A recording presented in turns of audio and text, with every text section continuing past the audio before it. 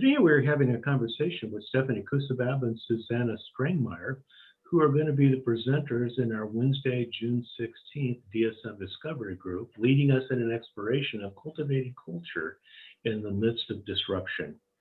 Stephanie Kusibab is the CEO and Chief Strategist at Essentium. She's an accomplished and versatile strategy consultant with more than 20 years experience helping organizations accelerate growth and mission achievement across industries and professions. Suzanna Strangmeier is the External Affairs Manager at Commonwealth Edison, which is an excellent company. Suzanne works as a strategic partner and trusted advisor on behalf of the needs of municipalities and also with departments that serve our communities. So Suzanna and Stephanie, thank you very much for joining in this conversation. We are excited about this topic and want to ask you some questions so that we can get a feel for what we're going to learn. Great. Good to be here. Thank you. Great. So we want to ask you, let's start out with this. We were looking at your content description.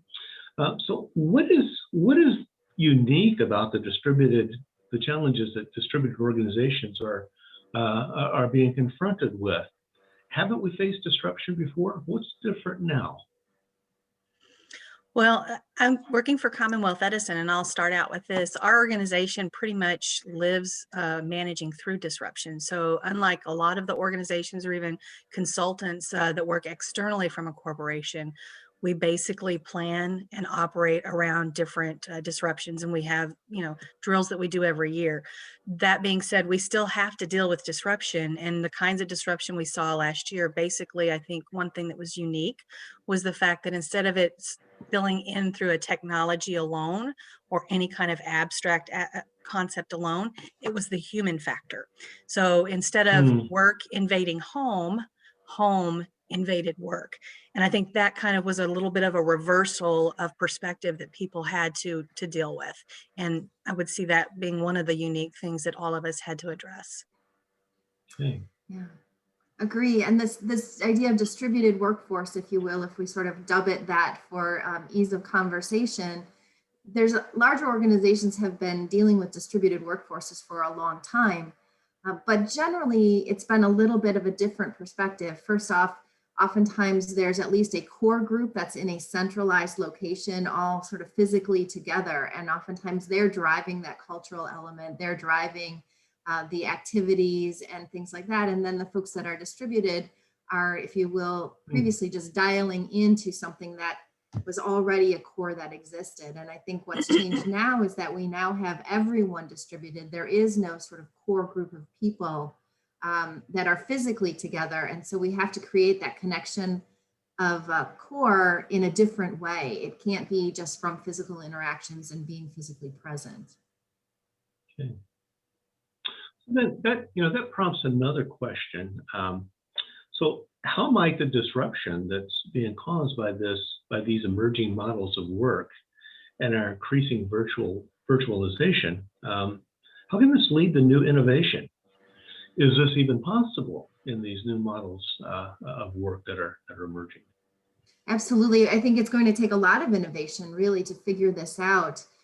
Over the past year, when we first went into this model en masse, if you will, when the lockdowns happened, we were working from old models and applying them in a new format, in a new forum, if you will, that virtual reality piece. But now we're talking about continuing to be virtual for a long period of time. And even over the past year, there's been a lot of new hires that have come in, people that have exited organizations. And so that team model has changed dramatically. The people are not the same people now as were a year ago. And as we continue down this path, that will only accelerate. So the questions become, how do you not only maintain culture in this environment, but how do you create culture in this environment? How do you create and recreate culture? And I think those are things that we really haven't tackled before. So we're going to have to innovate in order to figure this out. Yeah, I agree, Stephanie. I think, when you were talking about the culture term, people have to actually be part of what's going on in the future models. I think that there's going to have to be that hybrid nature because there will be some businesses that stay virtual. There will be also businesses that adopt, a virtual and an in-person. And I think much to like my first comments, I think that we are looking at having a reversal. It may be technology that has driven a lot of disruption in the past. I think culture is going to be a huge driver, and the innovation with culture driving some of that business model going forward. And whether companies include cultural opportunities of we're having people involved in the mission, vision, and goals of that year for their business plan, or other types of you know, diverse opportunities. I think that is going to be something that is included in the types of business models that we see going forward. Right, creating that engagement in new ways, bringing people together and having them really contribute in groups in different ways, both from a technological perspective, but also from a personal perspective. And then it also spills over into the physical space. Part of culture is artifacts, and what are you surrounded by, right? Physical artifacts. And I think that we're seeing a lot of rethinking of what space looks like in the office environment. I'm talking to a lot of clients who are thinking about, well, if we bring people back, do we bring them back into the same configuration that we had before? Or do we need to rethink the way that we work in the office when we are together?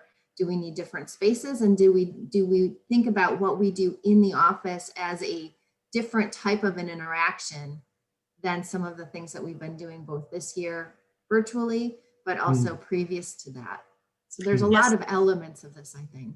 Yeah, you used the word thinking several times, and it just struck me that critical thinking, which is something that's been important in businesses for a long time, it's probably going to have a new prominence in kind of the business models that we're doing in the future. So maybe even having, when you're talking about innovation training, maybe some critical thinking training for folks, and encouraging them to, build up those skills if they have them, or, help them learn how to get them. Right. And then the leadership, when you talk about training, the leadership training as well, leading will be different in this new environment. And making sure that there is equity, not only in the traditional sense of the way we think about equity, but also equity between the people who are physically in the office and the people who are not in the office. How do I, as a leader, engage both of them equally? How do I manage them, differently, but the same, right? Evaluate them the same way, maybe by, maybe after leading them or managing them differently, but still evaluating them and ensuring that everyone has the same opportunities to excel and grow. Yeah. So of course that prompts further thinking. So as we think about these new models of working and the changes that they are bringing, so what new, possibly more effective understandings of alignment might develop from how work is changing, as you're describing? Are traditional understandings of alignment still valid, or is that also in process of emergence?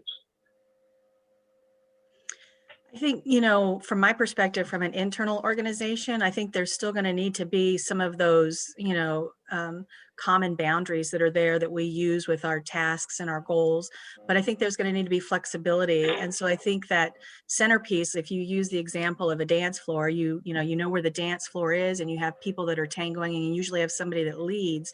I think in the new environment, there's going to have to be a little bit of flexibility on those boundaries. So if somebody wants to start dancing out on the patio under the stars, they have that freedom to do that. Or if they need to change partners, or if in some cases someone else wants to take a lead. So I think flexibility is going to be critical in that business model, but there's still going to have to be some central focus to make sure that where you are dancing, you're staying within the building itself, for where everything is going on. Yeah, I love that analogy, Suzanna. That's great. I think it fits right into this idea of we've often heard organizations hire in terms of cultural fit. And I think that implies that you're bringing people into the organization that are like the people that are there already. And I think in this new model, as we have the opportunity to hire maybe from afar, or bring in people even more so from different cultures and different experiences and different backgrounds, the idea of cultural additions or cultural expansion, and bringing people in that aren't necessarily a cultural fit, but a cultural addition and a cultural expansion that will help us think and grow and be more innovative. Wow. The concept of cultural addition, I really like that. That's really also going to challenge traditional understandings, isn't it? It has. Right, Absolutely. right. Yep. So, well, Stephanie and Suzanna, we thank you so much for taking the time to be with us, and everyone. Stephanie Kusibab, Suzanna Strangmeier, our presenters for our June 16th DSM Discovery Group on creating culture in the midst of disruption. So watch for the invitation that's going to go out on June 1st, next Tuesday at the time of our conversation here. Also, at the end of this video, you will see a card, information about how you can contact us if you are not on that mailing list and you would like to be added. Just let us know. You can also look us up on Facebook, the DSM Discovery Group, and join the conversation there. Thank you very much, Stephanie and Suzanna, for joining us today and for taking your time. Thank you, Thank Fred. you, Fred. We're really looking forward to being with your team, with your group in June. Thank you. Okay, wonderful.